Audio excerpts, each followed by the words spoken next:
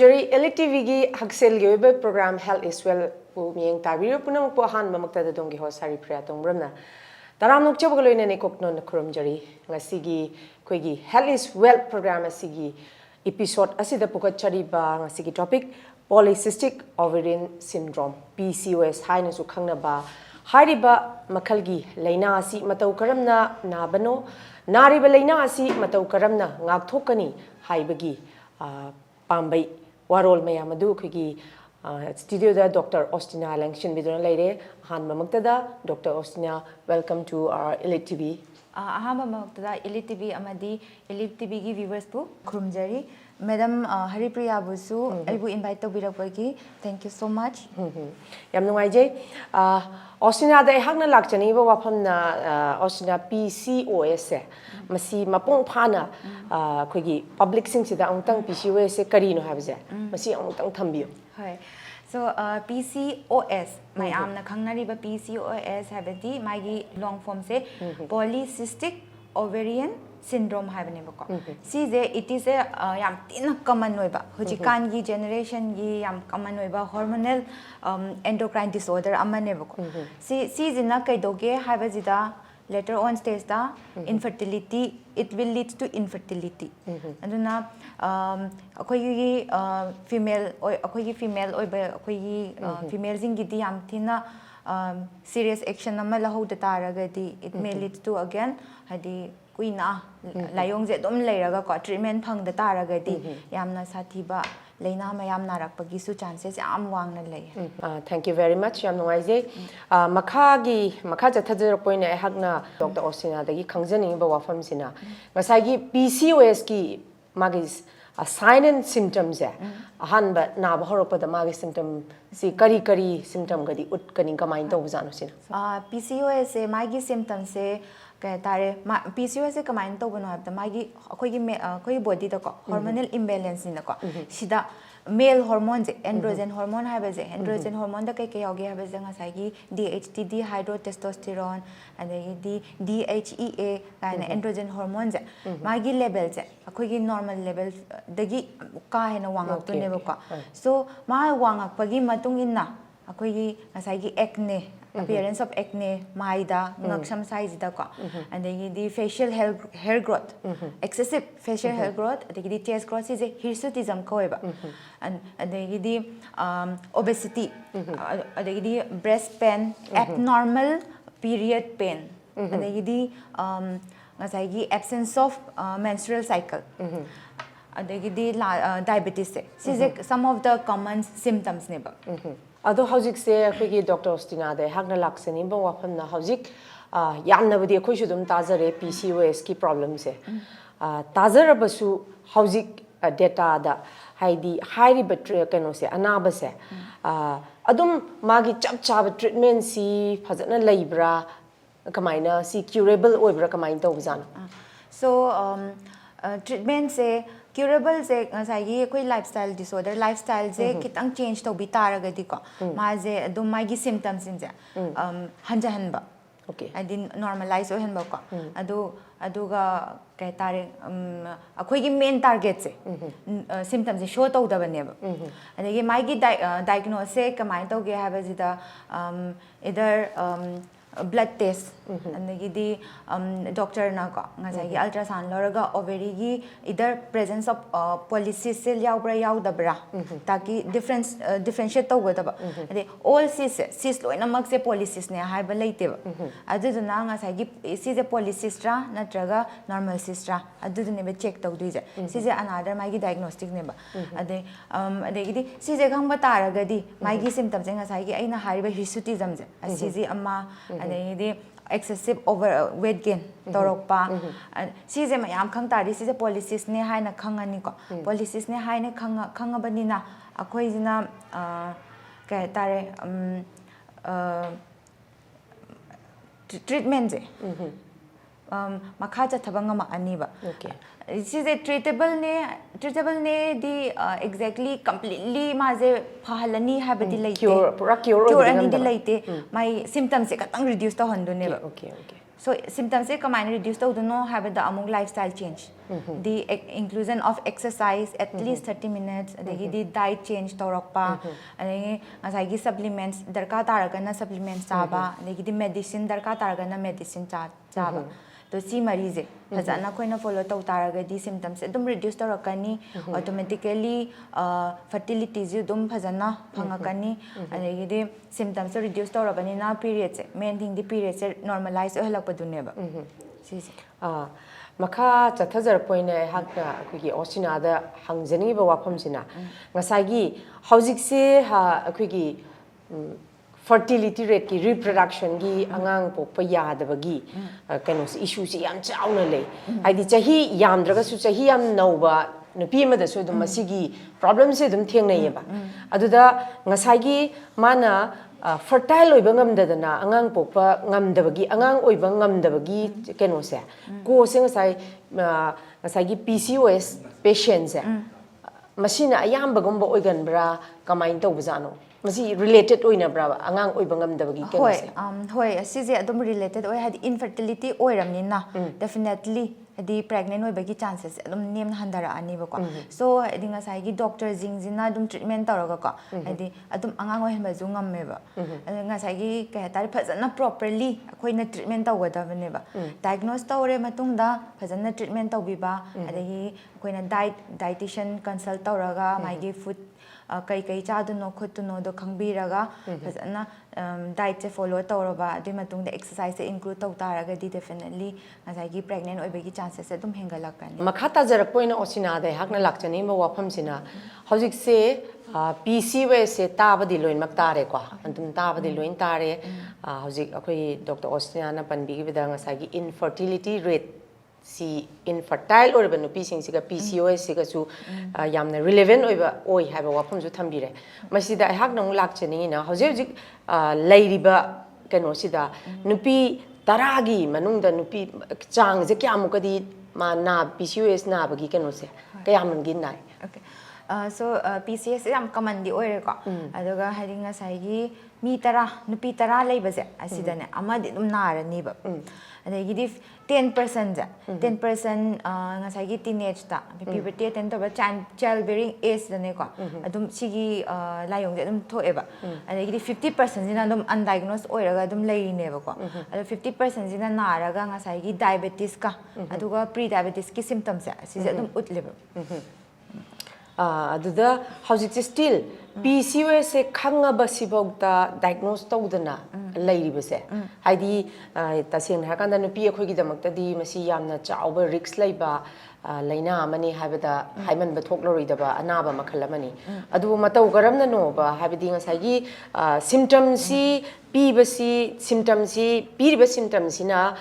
anaba je sine habaji khangdabagi oidoribra still 50% amadi diagnose tawdana laibagi maramse karina gadi oigadaba male main thing the unaware oibado ngasai PCOS akoina reach out awareness laitaba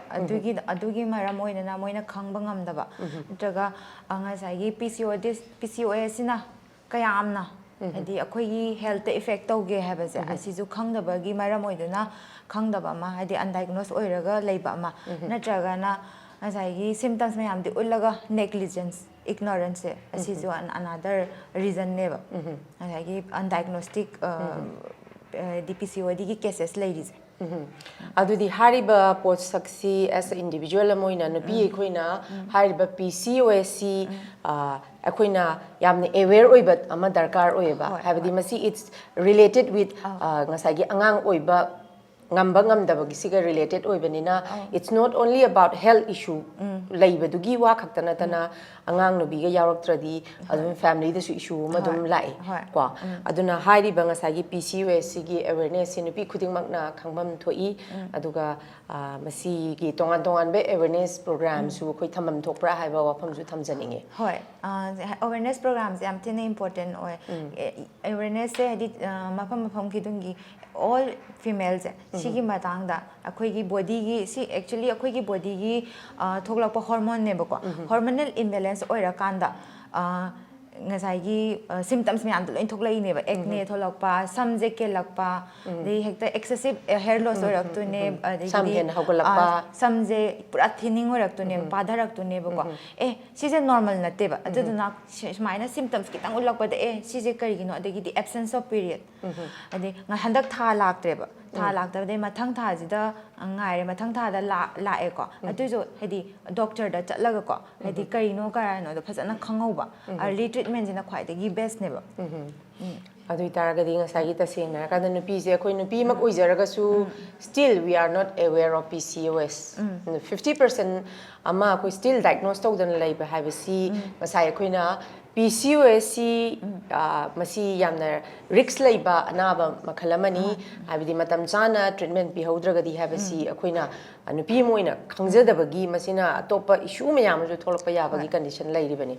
yam nungai je khoigi Dr. Austina makha tajar koina hakna lakchani sina ngasagi PCOS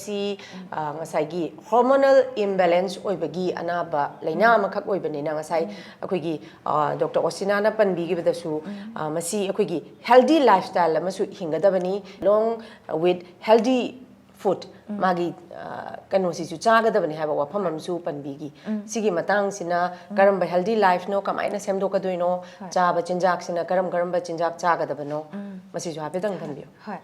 so PCOS ki treatment je ngasai lifestyle changing of the lifestyle jine ba ko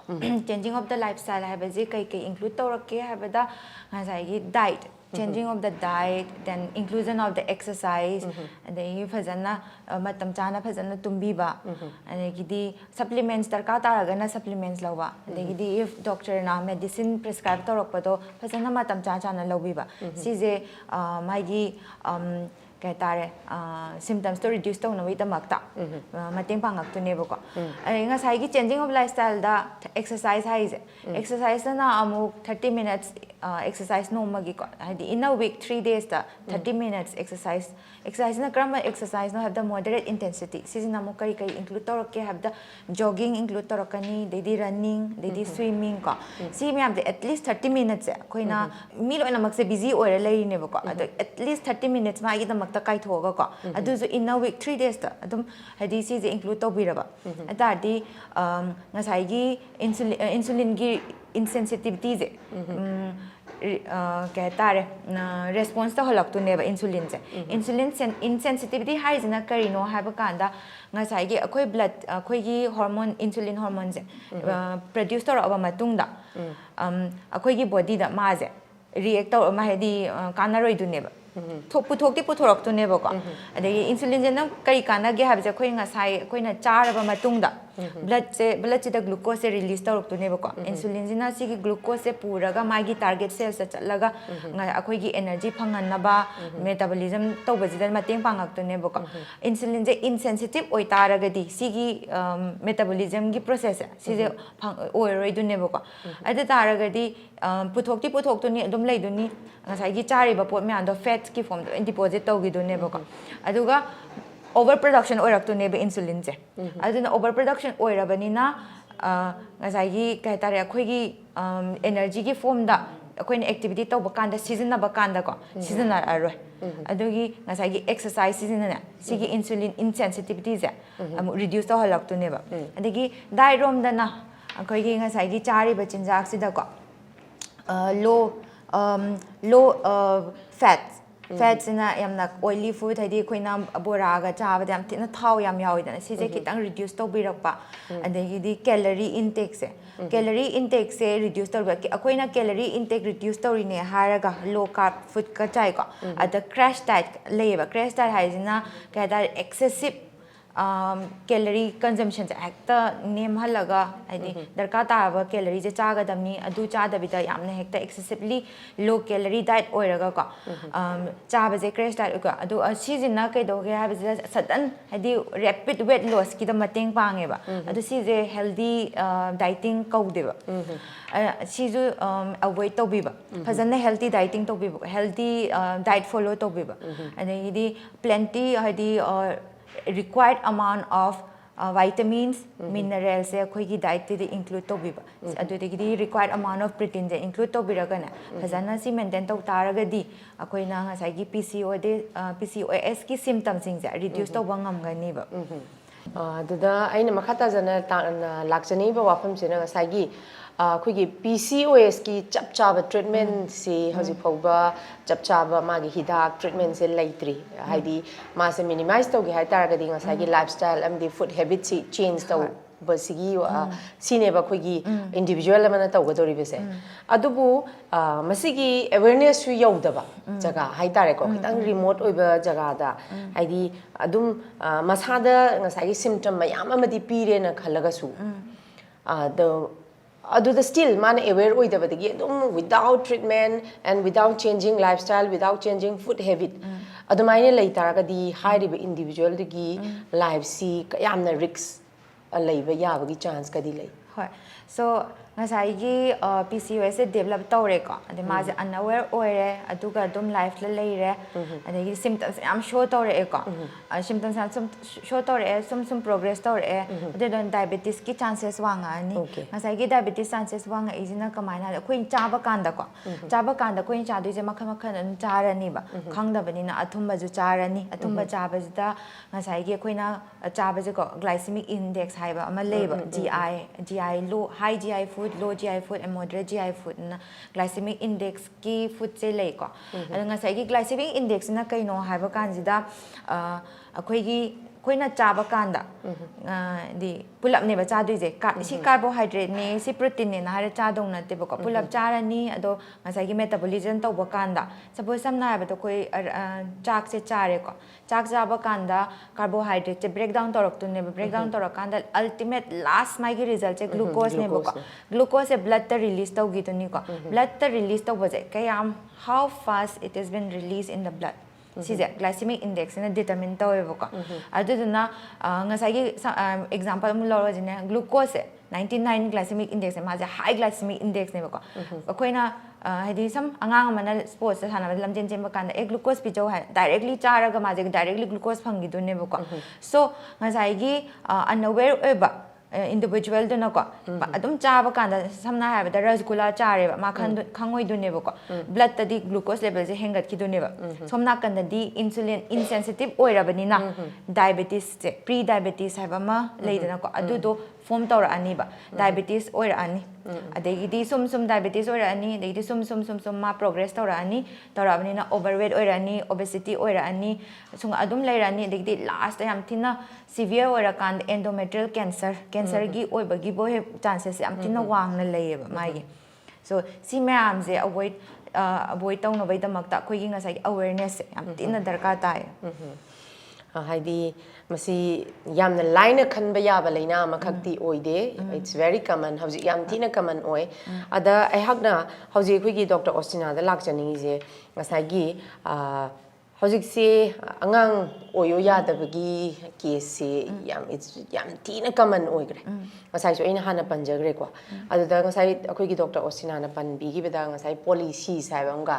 adigi khoi si sai ba sisu keno da ovarian keno da sis lay khole ha ba sisu khoi dum ta jai sis lay ba individual nupi masi ma se conceive oi ba ngamde ha ba sisu khoi dum tajabadi tajare aduda policies ka sis ka si karida kamaina khenari bizano aduga karambana hena haidi magi kenogi oibagi changse lubagi changse so cis ka polycystic ka adum adi kai tare cis lo namak se polycystic ovarian syndrome oirakani haba leite ba ko polycystic na kai no habla nga sai gi ovaries da ko koi nga sai macha mayam follicles mayam jida ko cis form tor opot ne ba the bilateral animak side animak ovary koi gi ovaries position animak ta lei ko ani side animak sida bilateral polycystic form tor opot ko cj orakanda adegi di hormonal imbalance na ngasai androgen release tawra ani high amount adegi ngasai symptoms me anda loin thola ni ko so season na makhal amane ba adegi di ngasai atopa cyst na atopa makhana amane ba so adugi cyst to it may be cancer give another form of keno oiram ba yai ba ko but polycystic se cancer ne have ya laite ba madi it is a hormonal imbalance metabolic disorder ne ko aduna sigi difference smaina lay ba sida aina yam khangjaning ba wafam amana mu ngasagi kanagumba doctor kharana gynecologist kharana individual khoi nupi da dum nang sis laire sis ani ahum di lay yam pi ado sinan cancerous cell ni lokthok traga su yagani ka haiba su dum recommend to ba yauri ko adu maji as a ngasagi doctor moina aina austina da lak chaningi se aidi always second decision second opinion ta ba siam mathau tai dana ko aduna ngasagi doctor khara manadi ngasagi sis leiraga su kem tawroi lokthok traga su yagani akhone adu masi hojik panbi gibiduna cancerous cancer oirapasu yabagi khudong chabado habidi mi painingai do leiragadi karigumba anganga pokpa loiraba nupi singsi magi si se leiba taragadi lokthokpana ma si lokthokibana phagadoribra natraga dum thambana masigi mangjaba tongjaba se kari kari sise habidi makhan lei ko hadi danger oidaba nei danger oiba anan doctor jingna ko hadi medicinal practitioner jingna gynecologist jingna moina adum hadi sigi de expert oirabani na sise kayam form na danger oiduno har khangbani na ko moina moigi advice to adum hadi appropriate adum oiba ko hadi surgery mak tawba haije length pa haiba je hadi change torok to neba so as far as possible ngasai surgery tawda su kem kai da boy taragadi adum thamba da kem kai da leng da vida adum phajana khoina lifestyle je phajana follow to biragadi kemta khoi haksang da ko kemta anaba je kemta ul oiba phajana adum leigani ba aduga kai gum yam tina danger oi taragadi dinga sai cancer form oi taragadi definitely adum even ngasai medicine practitioner jingina adum hairakani ba surgery tok thok pigro khotbi and polycystic ki da polycystic ki di surgery na quite the last option never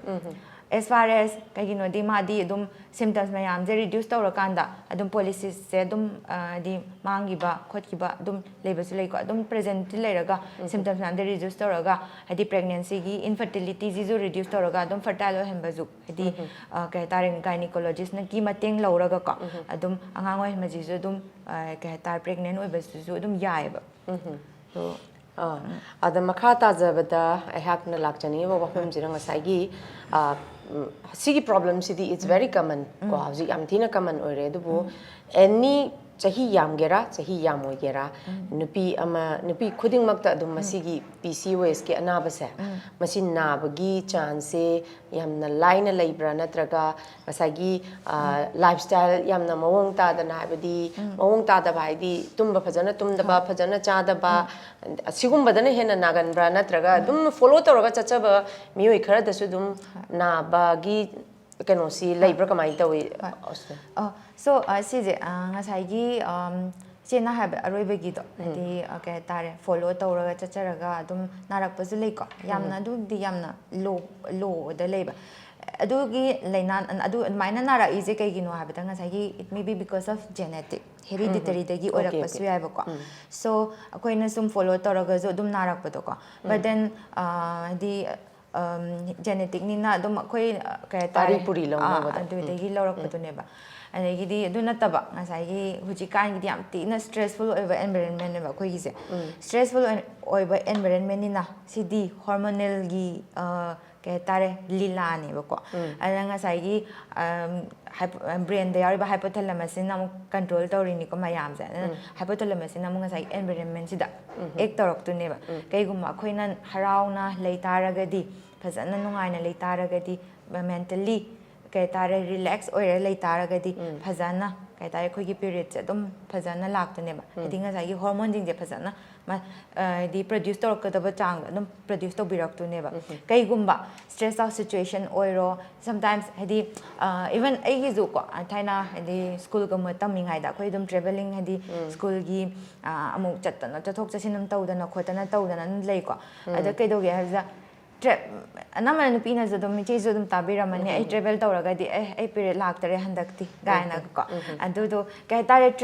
traveling taw kan stress kitang stress out situation oirak tu neba ding hypothalamus na thana ma je stress out situation oire kan haraga ko ngasai gi hormone production je adum adi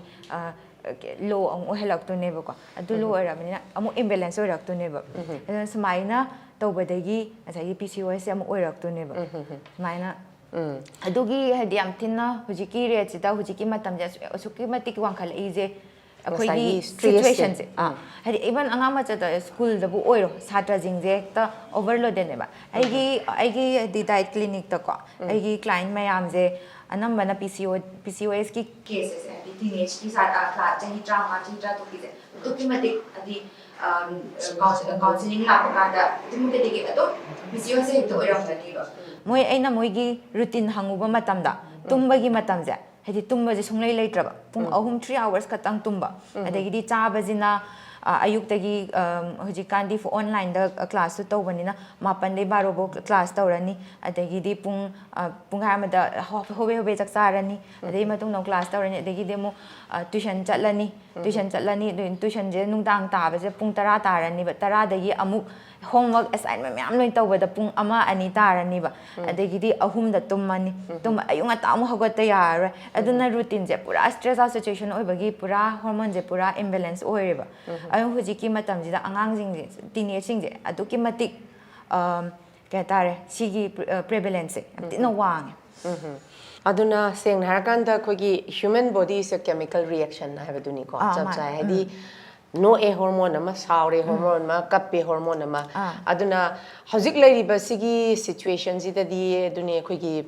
Dr. Austina su panbibada ngang singba o yamna piba ngang singba ta dokimatik school da gisu stress dokimatik leirabani aduna masigi chakhulakpagi matung inna laina sudum hengal e haibadi tai adubu akoina tawgadu se as individual ama oina laina si kamain tawdana lakpano kamain tawdana akoina masidagi ngakthokani haibasine ba khangba yamna mathau tari se aduna awareness sidi pibasi akhoi kai hani Dr. Austina khatangna e patient la akanda sini haraga aduna di jaga kachin koya yoba ngamoi hajari ba kwa aduna as a doctor amoina PCOS matang sida kwa yamna common oiba adigi common oiba sida ngasagi angang da narak padagi ngasagi mana mayum makai palak pamatam da su anganga oyo yadabagi tanja makak yarok pasina mu family da issue achauba ma tholakpa gi achauba ko samakak oibanina masigi matang de awareness se karam ba side tagi awareness ka piragadi masi kitang mayam se yoba ngamgani kaina khali Austina hoi so awareness se community ki awareness ko hadi community ja chatlaga awareness piba ma hadi parent education hadi parents ta isigi PCOS ki matang da natraga lifestyle ki matang da awareness create tawa ama hadi diet ki nutrition education ja amthina important oi nutrition education jida ngasai chinjak se kari chinjak no cha duise kamaina follow tawdu no je si je ama phajana education pibiba si smaina taw taragadi ngasai gi awareness to create oirabani na ko mayam je kitang aware oirabani na masa masa gi body ju they can take care adegi di TV news channel adegi di TV adegi program yam leri ko si gi social media si ji ju achoba mateng ama adi si da thodang they really give us this importance of creating awareness and then masai diet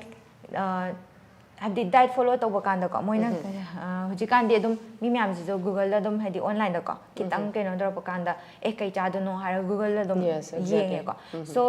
so sigi platform mayam je khoi hadi expert jing jina am tna fully utilize tawra ko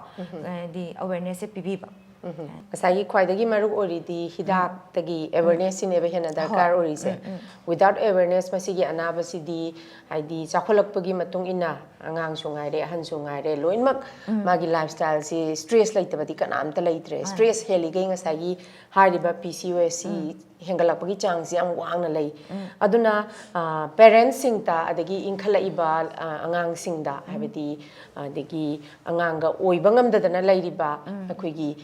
mayam singsida as a doctor amoina koi ostina na message khara makoina tawgada thabak angang na inkhale ba lai sabi sing na adugo mayung ga palaga leiraga hoji angang ga oiba ngamdadana just treatment da lei ba makoi sing sida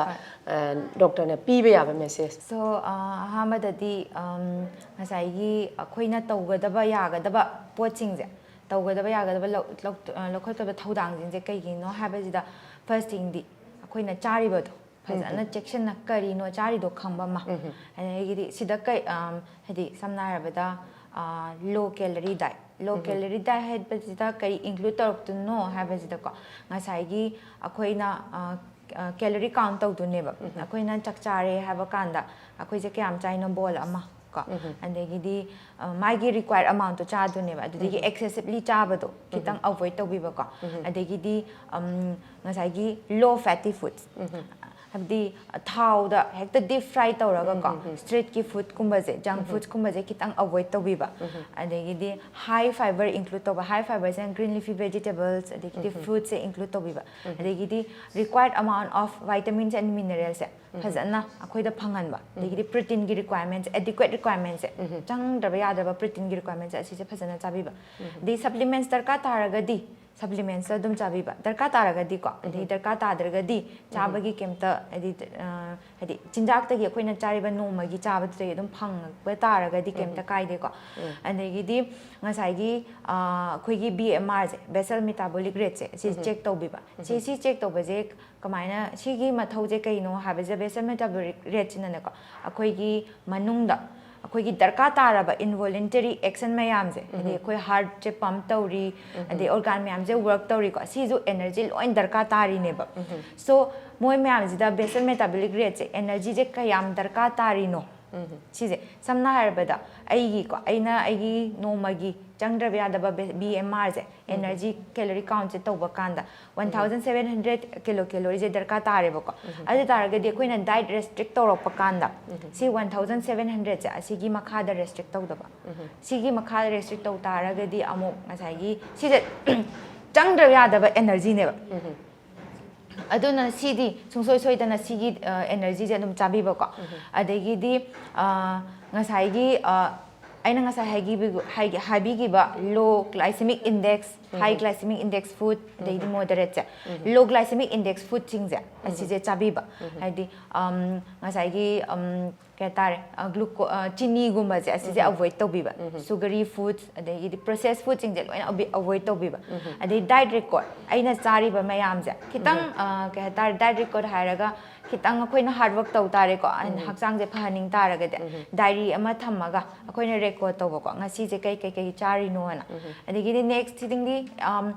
exercise se include to biba as a akoi gi part ama oina exercise ex a duty na to ko as a part ama oina akoi gi routine da hapchan biba 30 minutes adi yamdra bada akoi gi 24 hours ni lari je kai thok ka 30 minutes ha je yamdra pung ne ba sida kai thok pi raga ko exercise se kitang include to bi raga adi akoi body je active way handu ne ba asi je to biba andegi di akoigi routinely kehtare any symptoms ulaktabra je adum check to ko angang oiba ngamdadana nupi mayam ama leiri ko si hadi IVF ka tawdana IVF triple times hadi mayam ama tawraga su dum fail oidana dum leiri asi sina adum ngasai gi hanagi leijari ba stress to the double stress adum yakhatana hadi angang aisibu punsi gi mitta icha se uba phangaroi doi jala adagi di khoi gi di karimu oini khoi gi society sida angang yaudra di nupa sena nupi atopa mu thirakadra haibagi akiba pakhatpa amakak nupi sida leiri haba aduna sumaina adugumba gi angang oyu yadaba nupi sing victim haigadra makoi jona kalamarom da ado makoi sing sina lantheng nari bese still so many mayam ama leigre hojik nupi sida chahi mayam paisa su da ma loiraga makoi sing sida kitang PCOS siga ngasagi angang oyo yadaba gi infertility rate siga yamna relevant oinaba posak ama khak oibanina makoi the message ten takna ma khak tanga pibiram it's because of PCOS oiba taragadi phajana ngasai aina hariba lifestyle change to bi tare hadi अखोई wait से gain तौरक्तुनेबा PCOS की symptoms की अमा the one of the symptoms ओइना को अदंगा ngasai overweight obesity ओइबा लायोंग जे को reduce तौनबो होनरकपा अदैदि calorie count तौबो हाइदि ngasai diary aina diary record तौ हाइबतो diary जे खितंग record तौबिबो को aina ngasi के अयुक्ता चारी जे कइनो अदैदि चांग नाइना फजना मतम चान चाना चाक चाबिबा हाइदि diet restrict तौबिदबा अदैदि ngasai main thing di skip chu tawbidaba hade morning breakfast skip tawba adegi amu dinner skip tawba adu skip tawbidaba hoi calories e kitang akoina ta chadraba yadaba calorie do chare na ko aduga adum chadi chabiba skip ti tawbidaba ko adegi exercise kitang include tawbiyo adegi main thing di akoigi